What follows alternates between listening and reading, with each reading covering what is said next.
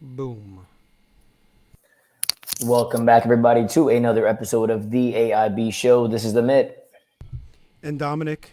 And as you can tell, for those of you on the Facebook live stream right now, it is approximately 9:25 in the a.m. and this was supposed to start at 9 a.m., 9:26 right now. My frustrations are apparent and visible. And Dominic is yet again tardy. Period. No. Bridget, I mean, just the levels of ridiculous. Yes, you do. You have to stop being late. You do have to stop being late. You are right. I support I was that wholeheartedly. 1 minute and knowing late. that, no, 1 minute late. How was that? What part of late did you not just hear me say? You were late. Late. Period. Using with a warning. Taking time with a warning. Well, what does that even matter? What does that even mean? You said it matters. You go to interview late. You go, hey, I'm sorry, person interviewing me. I'm late by 1 minute. I'm gonna give you a heads up, person, but I'm still gonna get my job because I'm gonna do a proper interview. Hold on. You always complain. On the show. Just give me a heads up. Where's the heads up? I give you a heads up. Hold up. No. At least that's the bare minimum. That's not what I want. I want you to be on time. I'm not asking for the. Why the F would I want a heads up all the time? I don't want you to ever be late. Period. I'd like you to be early. I'd like you to be present. I'd like for you to abide by the same schedule that you. First of all, you're the one scheduling these goddamn calls. I'd appreciate when you utilize that time appropriately. Also, for those of you watching on this Facebook stream, you will notice that Dominic isn't visible, i.e. it's just my dumb face on this thing. And he's got not even like a picture, like just a random icon. Because Dominic, that's all I got. He's going to blame Lenovo, but I'm just going to blame Dominic as a whole. Mm-hmm. So I happened to see a book a couple weeks ago that talk. Oh crap! I just lost it. You lost the book? Oh, Regina, I had the images. Oh, here it is. That talked about Jamaican culture, right? And I forgot to talk to you about this. It talked about how to operate under Jamaica time. Basic rules. Go ahead. Enlighten us. Enlighten the audience on Jamaica time. Never show up anywhere on time unless this is a deliberate ploy to flummox an adversary. 15 minutes late is standard procedure. Try to arrive a respectable 10 minutes late to business meetings, unless you're a director, in which case 45 minutes late is appropriate. Now listen, generally, arriving on time is regarded as overzealous, if not indecent. True. Arriving up to 5 minutes early is taken as a deliberate ploy to antagonize.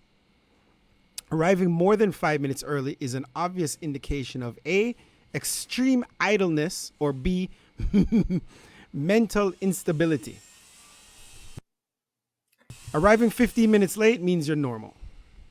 Kaboom. You're also 26 minutes late. So that's all irrelevant in this situation. This is not a business meeting. This is a call that you scheduled there, knowing full well that what my schedule is like. And apparently, I assume you work. I don't know what your schedule is like because you're always tardy for our conversations and you feel to have a very free-flowing schedule of the day. Punctuality is required for funerals and weddings. Consider this a funeral. I'll be there in 5 minutes. Usually means I'll be there in 25 minutes. Consider this a death of my general positivity. Consider this a funeral every time we do this. All right. In addition to that, you're calling me from a friggin' construction site. Speaking of going on where you are. Speaking of death. This guy felt like he wanted to, like, there's literally a saw and there's hammering happening directly behind you. Speaking of death, Whoopi Goldberg's career. And like I've heard limited things about this. I don't even know the specifics. Talk to me. What's going on here? So what show is she on? The View, I believe? Yeah. She came out 2 days ago. And she's on and she's on Picard, I believe, as well, for those Star Trek fans. Continue. And basically said the Holocaust was not about race because it was white people against massacring white people. Mm-hmm. And she said something to the effect of it was more about the worst part of humanity, right? Just the evil. And she is getting canceled. Now, here's the thing. I don't know how to frame this. It technically was about the misconception of race. It was this false premise of the Nazis that there was an Aryan race, which is false, and that the Jews were an inferior race, right? Though majority white and majority white passing. So that's where she came. That's where her explanation was basically it's white people and white people. So how can it be about race? Well, define race. I'm not a what are those people name? Somebody with some general knowledge of the topic who's speaking on it, an intellectual, anything. Type it in Google machine. Define race. Why must I do it? I'm trying to you define it. You're talking about the subject matter. You use the word race regularly. How are you going to talk about if you don't know how to define the word race? I actually don't know about the definition of race. Let's Google race. Man, all right, I'm doing it right now. Continue on your diatribe. A categorization of humans based on shared physical or social qualities into groups generally viewed as distinct within a given society. So how can this not be race? White on white doesn't necessarily mean that, like, just because you're white and white doesn't necessarily mean, according to this definition, there's still races within white and white. Because there's apparently some social norms and things like that associated with it, independent of color. I would argue that if you talk to a person whose title I don't know, that kind of person, that no, there is no race within races. That's the misnomer. That's the miseducation of these Nazis that felt they were the superior. There was an Aryan race, and others were, inferior Semitic people. Which, by the way, did you know that Semitic aren't just referring to Jewish people? Did you know that? In today's Who Knows? Did not know that. Yeah. I didn't even know how to define race till right now. So anti-Semitism, though we know it as, and it's actually staggering. You just Google anti-Semitism and you'll see articles of its incidents all across the country. It's pretty alarming. Small ones to large ones, all just, there's a lot of it going on. So we know anti-Semitism as being anti-Jewish. Yeah. When technically Semitic people and Semitic languages actually have to do with the region and Arabic people as well, which is an interesting way to figure out how it evolved to, with the oppression of the Jews and what's happened to them, how it shifted to kind of that's interesting. Assuming that it's how it became maybe because of what maybe I just answered it because of the oppression and the I would also say because of their voice. The Jewish people as a whole in the U.S. specifically, right? But I don't think they are very. I would espouse, and this is ignorant. I don't think they kind of said. I'm imagining that based on the history of their people, that it was a word that was brought upon them in a derogatory manner. It wasn't they said we're Semitic and this is against us. It was brought up, and then it's kind of been adopted as this correct. Is anti-Semitic. I feel it's been adopted by the. I feel that as a community here within the U.S. specifically, they've got a very, very loud voice, and I feel that because they've got a loud voice, they've been able to bring light to the atrocities brought against their people, and therefore we as onlookers or viewers or however you want to determine that. Have only heard the word.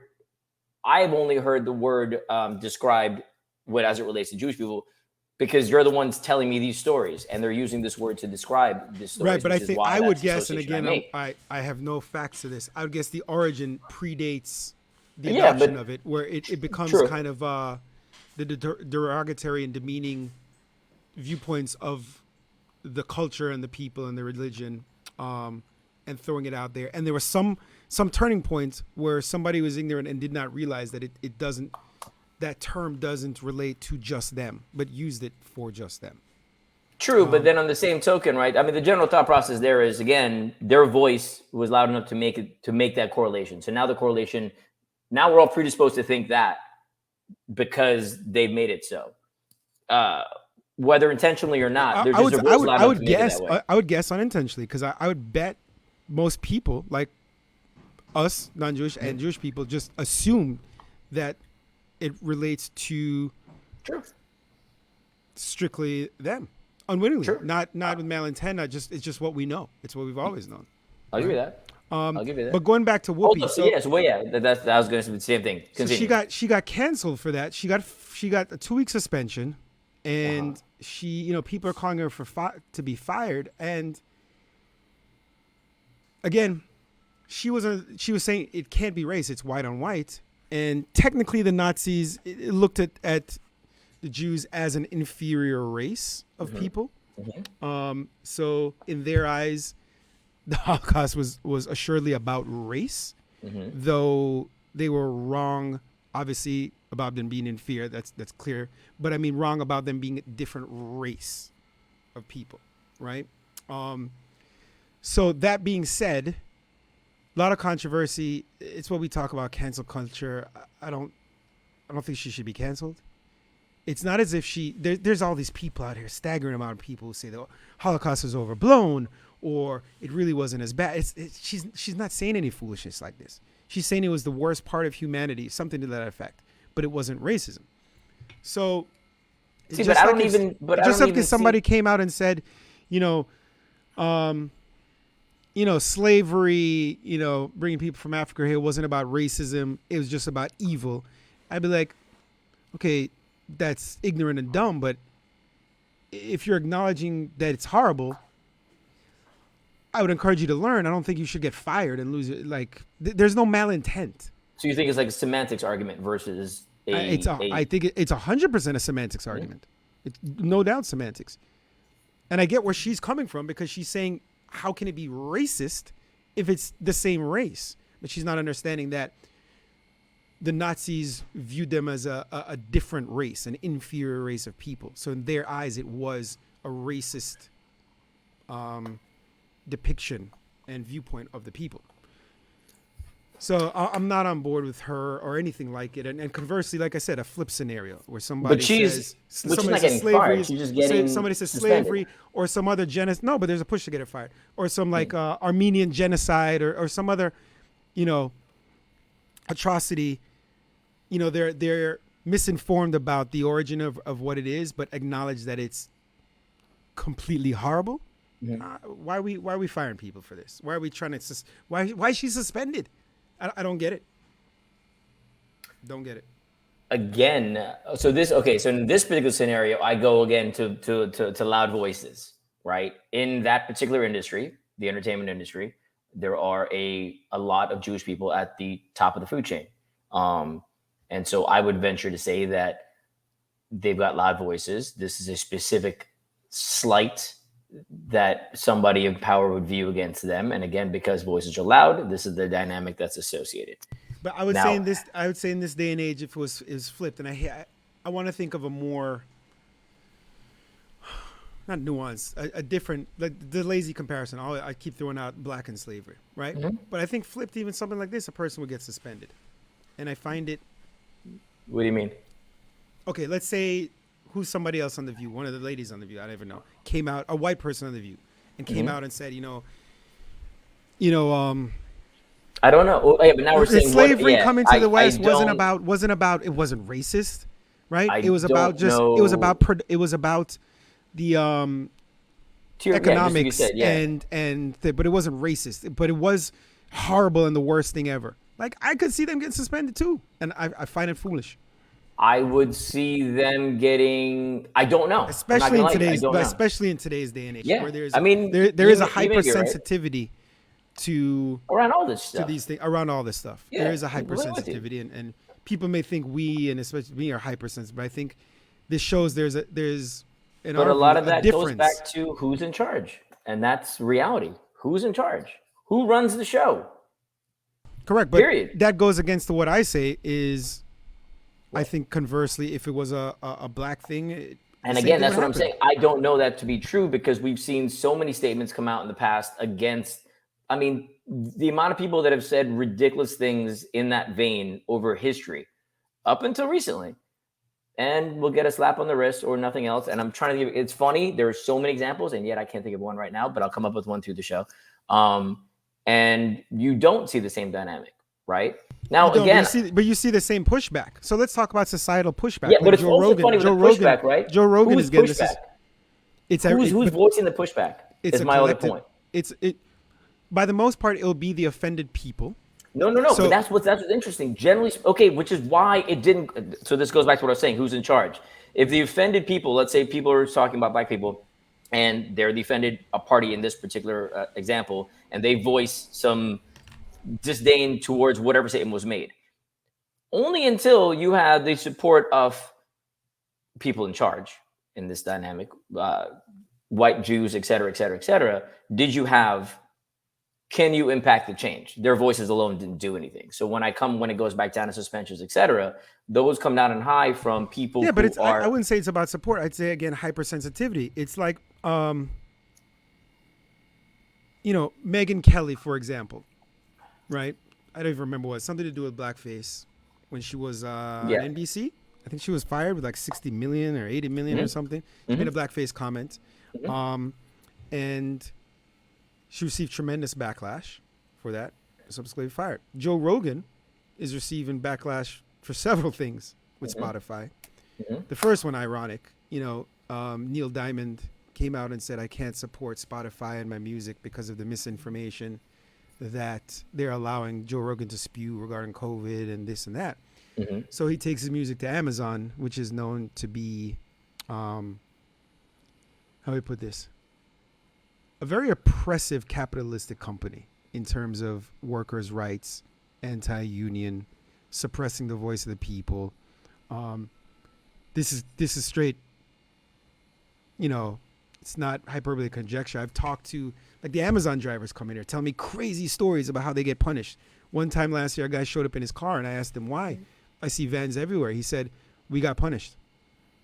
So we had to use our own cars or we don't get to work. I mean, things like that. It's. But you see Joe Rogan came out about a comment about the terms black and white, and he's receiving tremendous backlash over that. Artists are pulling their music from Spotify. I've seen artists pull their music from Spotify. I see that I've been seeing a lot of that. I mean, So he came out and said something to the effect of, I don't understand how the term black and how people, call themselves black and they're the same color as me, unless you're from the darkest part of Africa. And I don't know what that means. I remember hearing something about I don't know what that means, and with a ton of melanin, right? To consider yourself black is just a wild concept, right? He also doesn't realize that you realize black people didn't call themselves black. They weren't in Africa going, 1,000 years ago, hey, look, we are black people. No, there were different tribes and things of that nature. They weren't until white people came over and said, holy shit, look at all these black people, not like us. So, I don't know. It's the canceling of everything bothers me. It doesn't allow some people the chance to grow and learn.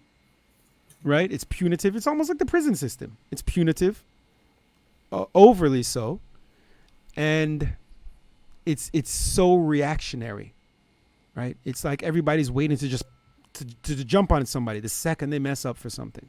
No, but that's the game. That's literally the game right now, right? And that's the frustrating part. I'm completely with you because I'm not a hypersensitive person, so it's easy for me to say this. I just find a lot of these things foolish. I don't care about a lot of stuff, so that's probably why I'm not hypersensitive. But the things I do care about, like I don't like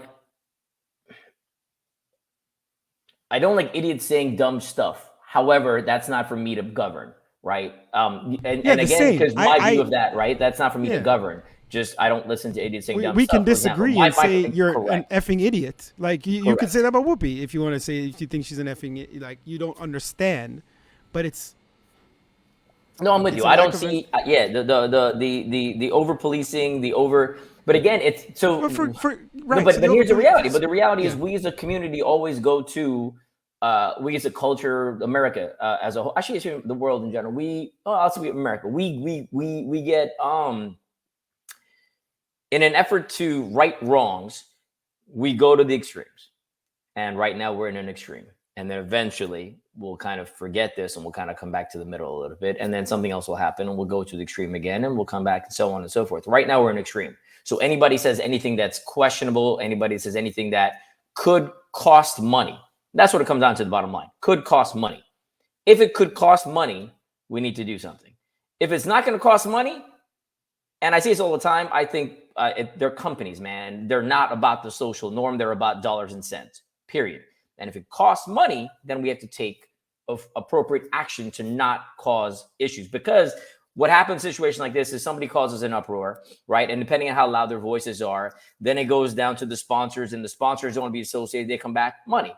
And until it comes to the point where everybody and their grandmother who's causing uproar do not get to be upset about everything, like do not get to affect unnecessary change, right? Then the things change, right? Then you continue. But up until then, once it costs money, you got to change. So now you're being reactionary. You're being overly cautious because dollars and cents, period. And this was a possible dollars and cents issue, meaning it could cost. And that's why they reacted the way they did, period. And that's across the board, and that's why it exists. Again, Spotify did nothing with Joe Rogan for a long time until people started pulling their catalogs, and that's money. Now there's dollars and cents. Until that happened, Spotify did absolutely nothing. But they're still doing nothing, right? No, Spotify now they're putting out a disclaimer of sorts. Yeah, they've removed some of his episodes on COVID, actually. Yeah, and then they're doing like a disclaimer saying, in essence, hey, listen to your own peril, so to speak, right? But they did nothing forever until people started doing stuff. So again, until it affects your pocketbooks, ain't nobody doing nothing, man. That's just the way the game works. So it is. So this oversensitivity is because sponsors feel like it would affect their brand, and that's all that comes down to. Which is why sponsors on Fox News, generally speaking, are different than sponsors on different channels and so on and so forth. Like the sponsors are going after things that they feel that work for their brand. So you will find things like that are very, very specific to the audience that's there, period. Dollars and cents, son. As much as, it sounds very, people like to, I don't know why people are still under the notion that there's an innate nobility in society when it's not. Collectively, no, but there's an innate nobility in people. I barely see it. I've seen it a couple times. Don't get me wrong. Are you noble? But I don't see it often. Pardon me? Are you a noble gentleman? Depends. I'm not gonna. No, it depends. If I have no direct, and again, that's a very broad structure. That's a very broad statement. If I have no direct impact, case in point, the Olympics. Let's go there, right? That's one of my subject matters. Are you going to watch the Olympics live? I don't really watch winter. I'll watch a bobsled team, Jamaica. Okay. Do you care about the Uyghur situation and whatever that's going on in China and on the oppression? I care, and sadly enough, not enough to affect my life. This is my point. Yes. My point is our nobility is driven by things that directly affect us. Yes. And that's just the reality. So is that nobility then, or is that just selfish? I don't think they have to be mutually exclusive. It can be both. No, because, so I would say that it's selfish and not noble, because if the nobility is tied to my personal satisfaction, then how is that noble? Because now it does me a benefit to be noble. Fair enough. You feel me? So that's why that's why I can't say that I'm a noble individual, because I'm selfish, right? If I've got I don't have a vested interest. I have a subtle vested interest in Jamaica doing well in the bobsled. Now, again, will I watch it live? Hell no. I'm going to watch it on YouTube, wherever it comes out after the fact. Not watching the Olympics live. Be crazy. But point being, I don't care about the Olympics, right? So do I think what's happening with in China in general is problematic in every which way? Yes. Am I going to do anything to change the way I buy stuff on Amazon, et cetera, et cetera? No. And that's the issue. Yeah, but you said you've done other things like that. For example, public supermarket. Okay, because that now selfish again, that affects me here in America. You feel me? That is doing whatever little I could do to take money to not support businesses that support things that I don't truly believe in, that affect me. Mm-hmm. You feel me? Because that's Trump being president. That's certain Republicans getting power to do dumb stuff that I don't personally believe in. Therefore, I will do what I can to change that. Again, selfish. That is not saying that I will not go to, H&M and buy lower cost clothes, or go to Uniqlo and buy lower cost clothes that are made in certain Asian countries for a bargain price. You know what I'm saying? Like I'm not like, this is where I can't claim to be noble, because I'm innately selfish about things that, now I won't outright do harm to somebody. There's a difference. Don't get me wrong, right? I'm not going to go out and hurt somebody or do anything to that matter. But if it doesn't directly affect my life, I don't directly see it, it's difficult for me to, it's difficult for me to truly do anything to affect change. It's difficult for me to truly want to do anything to affect change. And this is that dynamic. I mean, you just said you were the same. You just don't have to call it. And I was calling you out for it because you are. And I think the great majority of us are. Again, there's always outliers. I'm saying the great majority. I happen to be one of these. Next up, would you say Gandhi was noble? I don't know much. So here's what's funny about that. No is a simple answer to your question. Yeah. F that guy. Okay. I don't have the anger you have towards this dude to yell such things, but do I generally, but no. Right? Because again, but again, the difference is I don't expect such things. I think I am of the general belief, as I just mentioned, that people aren't. So I don't even give people the opportunity to be noble. But when they are, I'm so excited. It's a good feeling. Like, it's a really, really good feeling when I see somebody, again, rare that it is, to say that person, wow, well done. Not that I'm trying to emulate, but I just can support them. Like, that's pretty awesome. All right. NFL, Brian Flores. Okay. He's a former black head coach. Mm-hmm. Was recently fired by the Miami Dolphins, the most inept organization in the league. Came out with a scathing lawsuit this week. Oh, crap. My mind this morning. What do you call the ones where it's like a class action? Class action, yes. Accusing the league of violating the Rooney Rule, which was implemented back in 2003 to encourage, push, increase the number of black coaches and general managers in the league. And ironically, since then, that number has gone down. It basically forced teams to interview black candidates, but they were just doing it clearly as a token measure. The league is predominantly black, yet head coaches and GMs are the opposite, which is... Okay, remind me, I'm going to touch base on that particular thing. Which is wild, because interesting, you look at the NBA, which is predominantly black, and you've got... You have seemingly no issues of this with black GMs, young black GMs, including James Jones, who went to UM after we did. Plethora of black coaches. So he made a lot of accusations, and one of them with the Dolphins itself actually was not racist, but had to do with Stephen Ross, he of the related group, the billionaire, about wanting him to compromise his integrity, Brian Flores' integrity, and lose intentionally and get paid. But long story short, it's a scathing lawsuit. He's probably going to be blackballed. He's probably eliminated himself from coaching. He's made some good money. Hopefully, has most of that money in investments and stuff. And we were talking about in the group chat, like, what does he do next? Probably not coaching. So maybe it's a book. It's other ways he can capitalize on this. And I know you have hella doubts that he can make any effective change. I saw a meme that said something. They're just going to put a larger sticker on a helmet to acknowledge this. And it's like, we support black people and diversity, not just black people, just diversity in general. Yeah. But it's all a bunch of shit. It's a bunch of old white men who are naturally more comfortable around themselves, and all races are like that.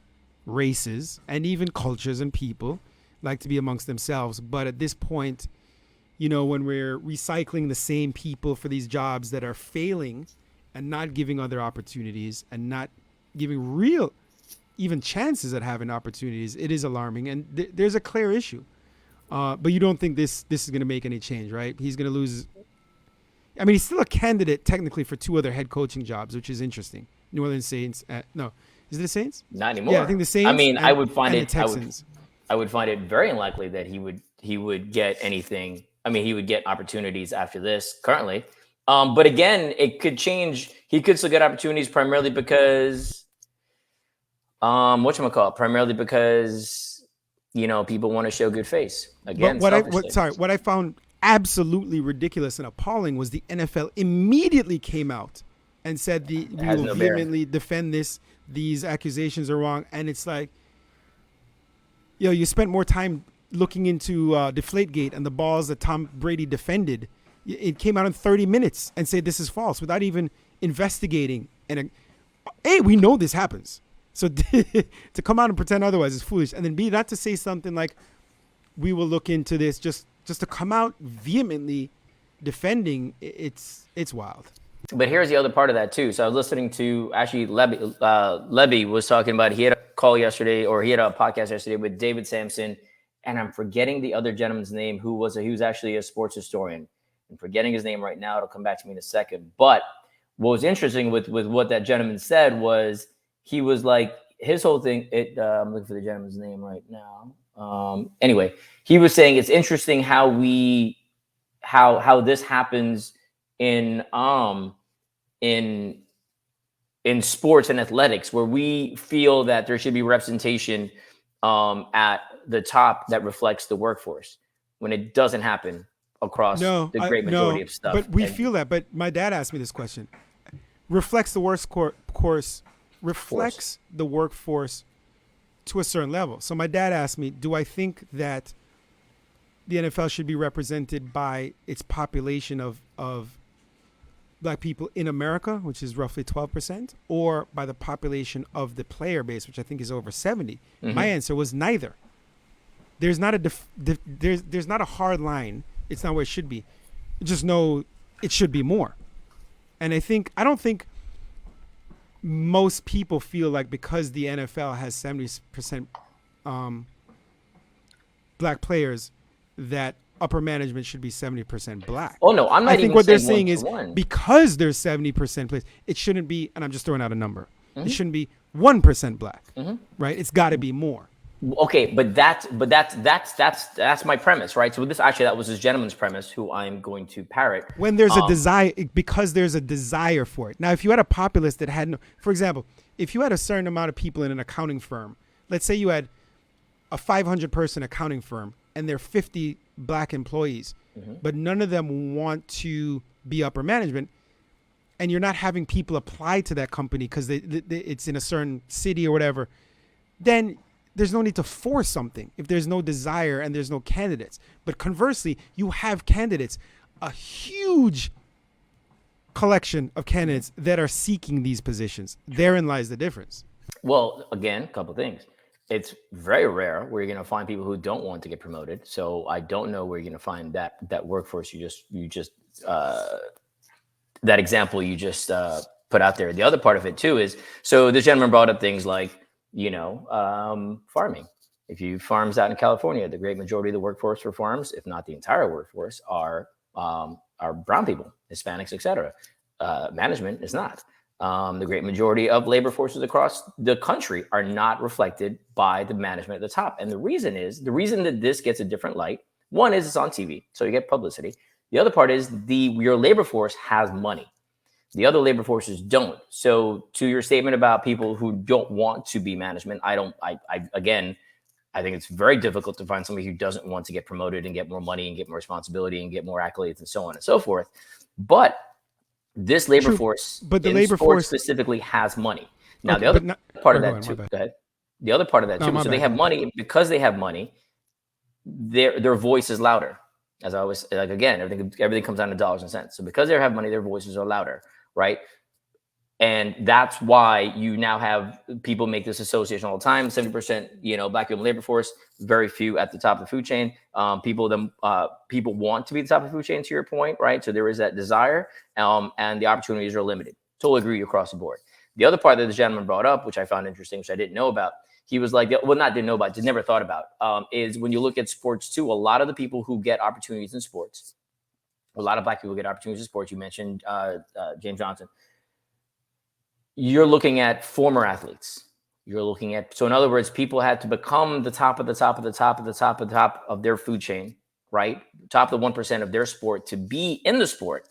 and then subsequently thereafter need to use that to then be a coach or somebody in management, etc., or even in ownership, versus other groups who don't need to be the best. They're just good coaches, quote unquote, right? They get the jobs, they get the opportunities because they're good coaches who don't need to go through the rigors of having to be proved that they're good coaches because they've been good players as well, right? So there's a different, to your whole point, there's a different hiring context, a different hiring thought process mechanism to hiring a black coach, a black manager, black et cetera, in baseball, football, and so on and so forth, versus versus a white, based on what you're seeing in history. The other part of that too is going back to this particular case, I don't know what comes from this, meaning, again, it only affects until dollars and cents matter. It's not going to do anything. Like, are you not going to watch Super Bowl now because of what's going on? Or we, to your point, we already knew that this was going on and we didn't. It's not like Brian Flores is calling something out that we never knew. So, oh my God, how? These are all things that we knew. Now, minus the pay to lose thing, fine. That's new. Do I really give a crap? Not really, personally. But if it's not going to do anything, period. We're all going to watch Super Bowl. No sponsors are going to pull out. The halftime show are all black minus Eminem. You have all these things that are happening, and none of these people are going to do anything different. So, what change could come from this? Yeah, you pick this man off, quiet it down, move on. That's it. To back it up, what I was going to say was, I think the farming analogy is not a good one, because in business, in farming, in companies like this, outside of sports, we have preconceived notions and requirements for upper management, whether it's education, whether it's experience elsewhere, which, let's say, the migrant workers or the farmers don't have, right?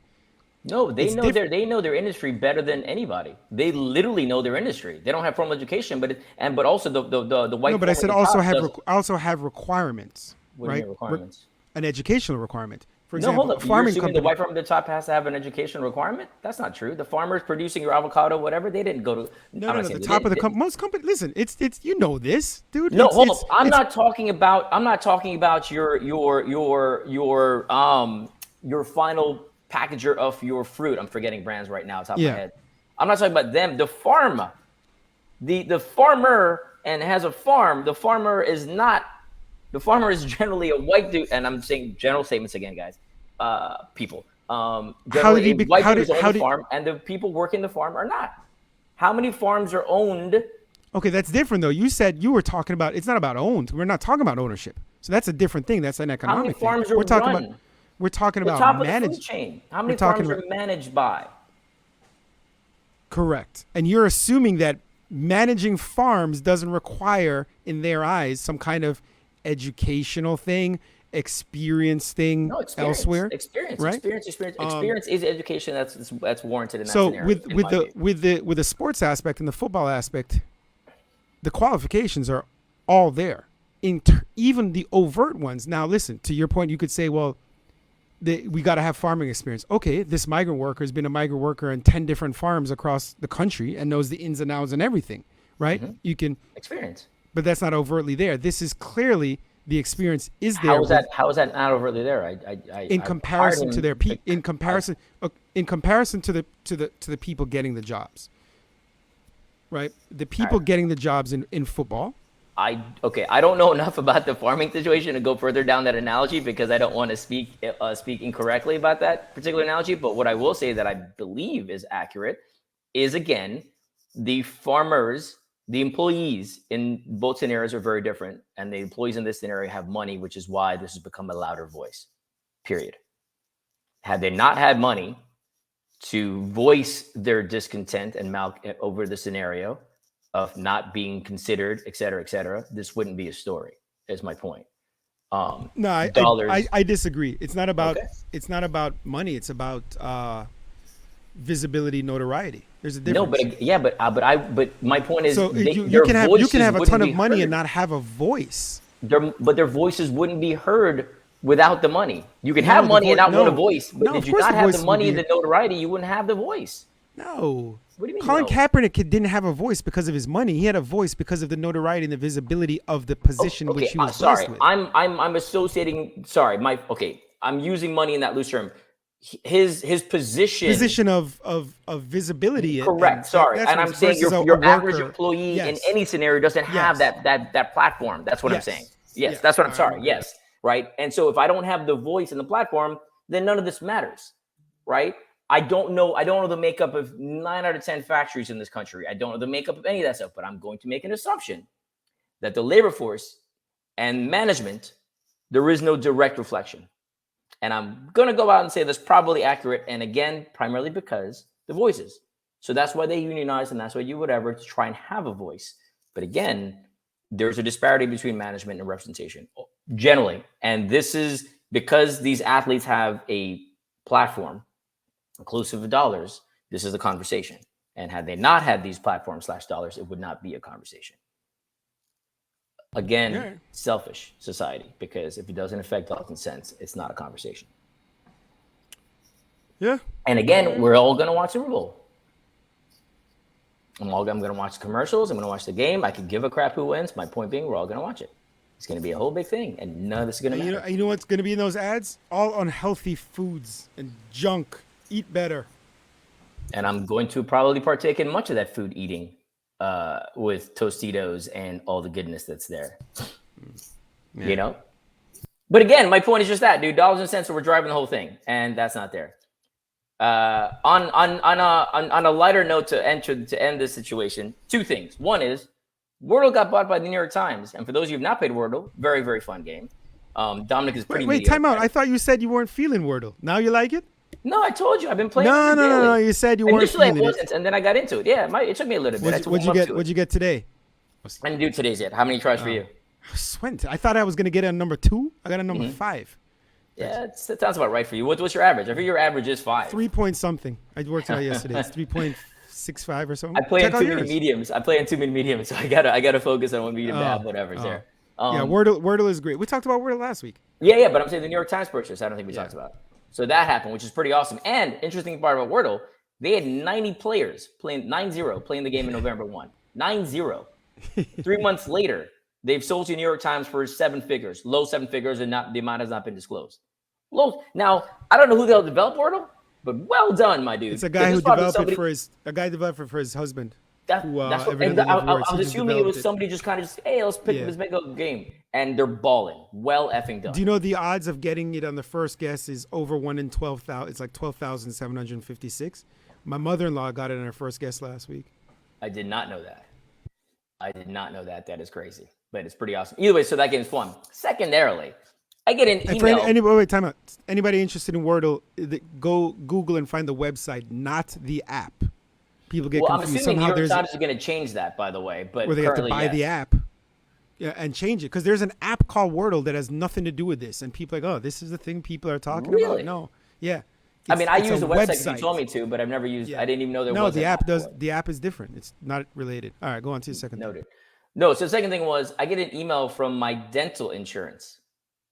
And they say that teledentistry is now available.